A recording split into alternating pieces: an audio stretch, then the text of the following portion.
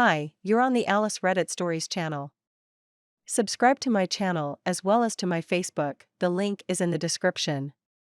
Enjoy watching. This will be a story to give me some closure for events that happened 2 years ago. My writing might be scuffed because English is not my first language, so please bear with me a little. So me and my ex-girlfriend started in the last year of high school. I joined her group of friends because of mutual interest and dynamics, so we can say that we clicked pretty fast. However, we went for a rough start because she told me she wanted to study in a college that was 9 hours away from our city. I insisted that we continue dating in long term, that I would always call or text her if I had free time. The first year it worked just fine. I would chat with her between uni classes and play online/Skype when we both got home. But it got hard for her pretty fast because she would get homesick and miss our mutual friends. It got to the point that I alone could not longer always answer calls or chat because at the time I would get busy with credits. I graduated from a programming career, so I suggested her to make some friends there so that she doesn't feel too alone while being there.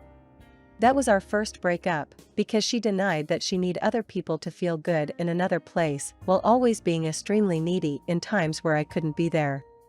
We remained friends and would talk often but no longer always be there, and then time forward a couple of months, she came back to the town because of vacation period. We met again and she told me that she no longer wanted to go back to study there and wanted to start over to study another career back in our town. That was one of my first mistakes that she later would throw back at me. I agreed to her that if she feels happier here, she should come back and maybe we could also start again. It all again come back to be good. She would go to the same uni, but since I was a senior of her of 2 years we no longer could charge same classes and stuff, but could go out after classes and weekends. Another time forward of 3 years, some ups and downs, but mostly fine. I started to think of living together after graduating and getting a job, but I noticed that she became pretty mean and toxic at times and later be all sugar and cutesy again. Another year passes, and I started to work at a pretty big local company, but since she still studies our times no longer matches and start to drift apart. That continues till a mutual game that both play, she introduces to another guy that she met there while playing through another group of her friends. The guy seems weird, but I try to be polite and take things fine. But that started a lot of drama between us. The new friend was kinda asshole to me and my friends, but act different when she was present. It came to the point where I told her that I felt that this guy had feelings for her and she denied. She said that he only was kinda awkward. Another 3 months go by of drama between me, her, and this guy. So, in one of the nights I spent with her, while she was asleeping I noticed that her phone was getting new messages from said guy. It was to the point of borderline flirting but not there yet. I talked with her about this next day and she admitted that he had confessed to her, but she turned him down. That struck bad because it was something I was suspecting since some time, and in the end we come to a conclusion that she wouldn't talk so much to him but remain friends. I quit my job to try spend more time with her and try to look for a better paying job. And at last, we had a last night in Christmas night where we talk about living together and me fighting another company and getting an interview with them starting next year. But the last week of the year it was radio silence. I knew in fact that the guy would come over to meet her and her group of friends. I trusted her, so at the time I was fine about it but not fine about her not answering calls and messages. And finally it all ended when she tells me we need to talk about something. At the time I was pretty angry with her because she didn't answer calls or anything, so I told her that if she wanted to talk it would be when I too feel like it. I now feel it was pretty childish of me. And to my surprise she came to my home, entered my room and broke with me while I was reading a book. My father had opened the door to the house because she was in a sense family now. We argued a little and she left with a USB where we had some NSWF stuff of both of us. I insisted to talk, but she told me to let us cool and talk tomorrow. And the next day I went to her house to talk about it, but her family welcomed me with weird eyes as if I had done something, but it soon clicked why. The guy come out of her room looking kinda smug/shy of me being there, and I feel as if the world I had known suddenly broke and all that I knew was lies. Her family and the guy left the house to go do some touring. I was pretty out of it at that moment, and we sit at the living room to talk. She told me that she felt that she no longer had romantic feelings about me and she only stayed with me because of the comfort I bring. I broke in tears and begged for another chance, but she dismissed me and told me to go home. The next days I would talk to mutual friends, her and her family, and it all come that she was cheating with me with him, but never made it official until he come to visit our town. After the events I was feeling pretty bad for almost 8 months, missed the job chance, but by fortune I had many savings, because of the plan of starting to live alone. Don't forget to support my channel by subscribing, thank you. Conclusion. Now 2 years after I got another job where I get paid better, and from time to time my friends that remained after the breakup tell me stories of what happened to her. She married the guy in hopes of earning the green card, or so they say, but the guy doesn't have studies and wants to come to our town to work here. She lost many of our mutual friends because again she became more and more toxic, and at the moment both are jobless. Sometimes I remember the old times and ponder if it was my fault that it ended this way, but I'm glad the friends we both had remained with me and helped overcome those dark times of my life. I might answer some questions if I can, but overall, thanks for reading if someone does LOL. Let me preface this by saying that I'd appreciate you reading through the whole thing to get the context, because I feel even though I was unknowingly in the wrong most of the time these events transpired, I want to know whether or not it would be wrong to forgive and forget. I'll try to sum it up in the next paragraph. We met in a Discord server about 5 years ago, which would make me 18 at the time and she was 14. For the first year, there was no talk of being in a relationship since everyone there was mostly chatting in VC about dumb shit like anime and games, and we were a part of the more vocal crew in the server. So age at that point really didn't matter, no one really cared much for the other's age as long as you were older than 13, it was okay since you know it's a chill anime and game server. The relationship would start around the time that I was heading to college on the 2nd year. I no longer had as much time to play games and spend my nights on Discord, so I deleted Discord to focus on getting an education and a job. A few of my online friends from there asked for my number to keep in touch with me. Most of the conversations fizzled out within a few weeks since there's only so many times you can talk about anime and games, one-on-one, with a friend from the internet, and only 3 people switched up with new topics and evolved mostly because they matured with me and brought more to the table. I got even closer to these friends to the point where I even met up with 2 of them and we took a trip to Coachella and the Super Bowl, and we still meet up whenever there's an event all 3 of us want to go to. I was even planning on moving closer to these guys since we got along so well, and one of them said that he'd bum his dad for an internship for my field of work. The last person I kept in touch with would be the girl. Now I'll admit one of the reasons I didn't want the relationship we had, as friends, to end was because I had hoped that it could become more. I sucked heavily at talking to girls at that point and went through high school without even dating one, and Discord was pretty much the only place I had any sort of conversation with someone who wasn't male.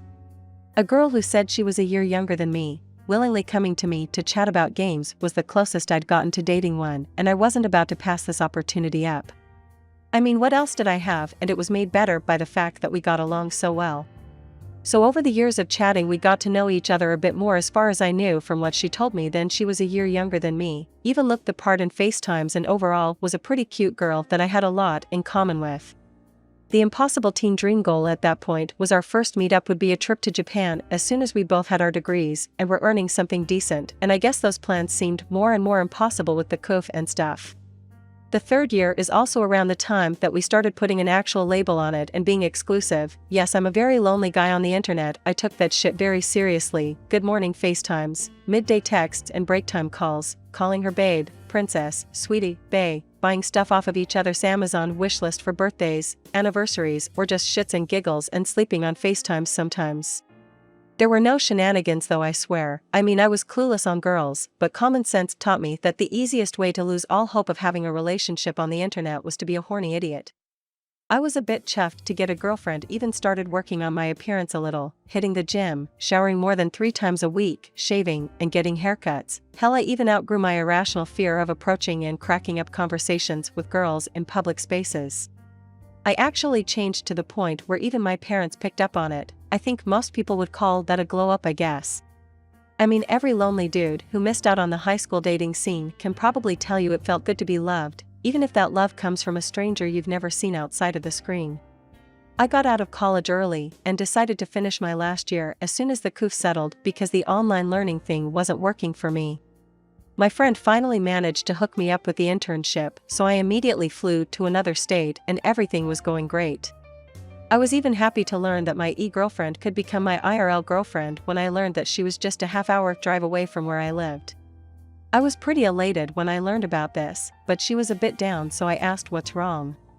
That's when she revealed that was actually 19 not 22, which kind of bothered me for a second. It still eats me up a bit to think that around the time we started e-dating she was around 16 years old and I was 21 years old. It just sounds bad and probably illegal. My feelings for her are still very strong, and so far I don't even want to end it. Her lying about her age would have bothered me back when she was still under 18, but now that nothing is morally or legally wrong and I just want to forgive her and get over it. The guilt of it all mostly lies in me feeling a bit disgusted in myself for wanting to kick this under a rug and forgetting it ever happened. I feel guilty because I don't feel bad that everything that happened. Some part of me wants me to dump her, and this is not because she lied since I've forgiven her, but mostly because I want to forget that for about 2 years, I was what most would probably see as a groomer or pedophile. Would it really be as bad as I think it would be to just forgive her and carry on living? She's still very excited to meet up with me, and everything that happened still did happen. It probably took a lot for her to finally let it all out and expose her own lies. She could have just abandoned it all and moved on, but I'm guessing she wanted the elephant in the room out of the way before we'd inevitably meet. She even cried, which makes me feel that she regrets it. I just want your opinions on whether or not it would be bad to forget the past, since by all means at this point it doesn't really matter. My biggest moral dilemma in it all is whether or not it's bad to even think it doesn't matter. I mean, I feel like I should be feeling more disgusted in myself for thinking this isn't a big deal. I'd appreciate all your views. Update. Don't forget to support my channel by subscribing, thank you. After reading through the comments and pondering a bit, it's pretty clear that this is a relationship built on lies. Seems I decided to ignore all that because I was afraid to lose someone who's had a pretty significant impact on my life, but a lie is a lie. Girls who've approached me in the DMs saying they've done similar things in the past seem to suggest that this is a terrible idea and that it'd be better to cut it all off, and honestly, I tried to pretend that's not an option because of my feelings towards her. It's me being childish and not taking her lies seriously, and perhaps that's to blame for this farce going on this long. There probably were signs that were obvious I ignored. Seems now the time to think is over, and I decided to let her go. I'm still hanging around because as far as all things go, she is pretty fun girl to be around whether she lied or not. The good relationship we had, even though it was built on lies, is still a very good relationship that made me break out of my own shell. I've chosen to have a long talk with her and put everything on the table, expose every lie and find the reasoning behind it, hopefully mend things and keep her around as a friend. My pondering has led me to believe that it wouldn't hurt to end things on a good note. I just need her to think about it all like I did and still have to do. Once everything is out and we're still close after a few months, I might even meet up with her because I'm still looking forward to that, though I don't think I'm going to pursue anything close to a relationship in the near future. Thank you everyone for sharing your opinions. This is long, sorry, but I wanted to include relevant details. I've been with my husband for 11 years, married for 3. My husband is a recovering alcoholic and has been sober for almost 2 years now. Last year, I got pregnant. It was planned and happened really quickly, and we were both so excited. During the second trimester, and the first month of the third, we hardly spent any time together because we'd work, make dinner, and then I'd normally go to bed early because I was pregnant and tired. Looking back, I was really lonely. He has extreme health anxiety and didn't like me leaving the house and risking getting COVID, especially around NOV/DEC, because he was worried we'd catch it and risk not seeing our families at Christmas.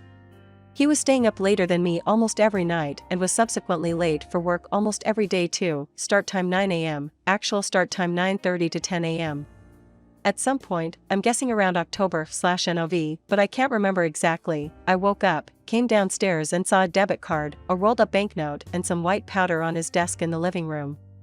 I asked him about it later, and he gave some bullshit excuse that it was flour or sugar or salt or something, and I believed him. I feel like such an idiot now. It was so insultingly obvious, but I trusted my husband and it never even crossed my mind that he would lie to my face. On Christmas Day, I'm 7 months pregnant by this point, we were playing games with my family, and he nipped away to get something. I also had to get up and get a drink, so I went into the kitchen and found him with white powder up his nose. Even then, I didn't twig, and I was like, "What's that up your nose?" And he laughed nervously and said, "A bit of coke." I can't explain how I felt. I think I was in shock. I just made an excuse to my family and went to bed alone and cried myself to sleep. The next day I told him we would have to break up, that we weren't compatible as he wants to be a casual drug user, and I'm not okay with that, especially around family. On Christmas Day? When I was 7 months pregnant. And, as I then found out, in the evenings just at home by himself, and he broke down and told me he'd been hiding an addiction from me for months, and that he took either cocaine or speed almost every night. This is getting really long. Thanks for reading if you still are, so I'll wrap up quickly. I gave him another chance because addiction is no joke and I love him. He went cold turkey and would come to bed with me most nights so I could see he wasn't taking it. I do trust that he stopped taking it. Our baby was born end of February and is now 7 months old. Lately my husband has been staying up much later than me. I go to bed 9:30 to 10 p.m. as I have to get up between 5:30 to 6 a.m. with our baby, has been late for work again, etc. Yesterday, a package arrived in the post. It looked exactly like the ones that used to arrive all the time last year, and my gut instinct was telling me what it was. I opened it. I know this is awful, but I justified it thinking with the baby in the house I can't risk not knowing, and there was a bag of white powder inside. Again, I think I went into shock. He's tried to justify saying it's just a bag of speed, it's just a one-off, and he's got friends coming over this weekend to make music, so he was just going to take it to stay up late, that it's just like having a drink. I know 100% that neither of his friends take it, so it's all for him. He told me he was planning on hiding this from me because he didn't want me to know. I don't know what to do. I'm clearly naive regarding drugs, and I feel like I can't trust my husband again. I'm also extremely forgetful, medication/having blood tests done to see if there are other issues causing it, so when he says things, I can't trust my own memory to go back and see whether it's true or not, so I end up really confused. For example, have other packages arrived recently and I've just not twigged? I'm worried about my baby being in a house with drugs, but my husband has sort of half convinced me that speed is fine and is quite mild/not dangerous anyway. But I don't know if that's true. I don't know if it's true that this is just a one-off that I happened to catch. I don't know if he's regularly taking speed/coke again, and I feel like I can't trust him. I feel like there are 4 issues. Safeguarding my baby, without question the first priority. Trust has been eroded in my marriage, so even if he tells me he's sober now, I won't believe him. I don't want to be married to an addict who relapses and thinks it's okay to have drugs in the house with our baby and hide it from me. The conflict in my head that I want to believe him, I love my husband so much and I don't want to leave him. I don't know what to do, or what my next steps should be. I've asked him to leave for a week, actually a fortnight, but he haggled down to a week, but I left his car key in my parents' car, memory issues, so he can't leave the house till we get it back today. He keeps trying to talk to me and hug me, and I just can't, because it makes everything hurt so much more. What are my options here? Thank you for watching. Subscribe to my channel. There are many interesting articles ahead.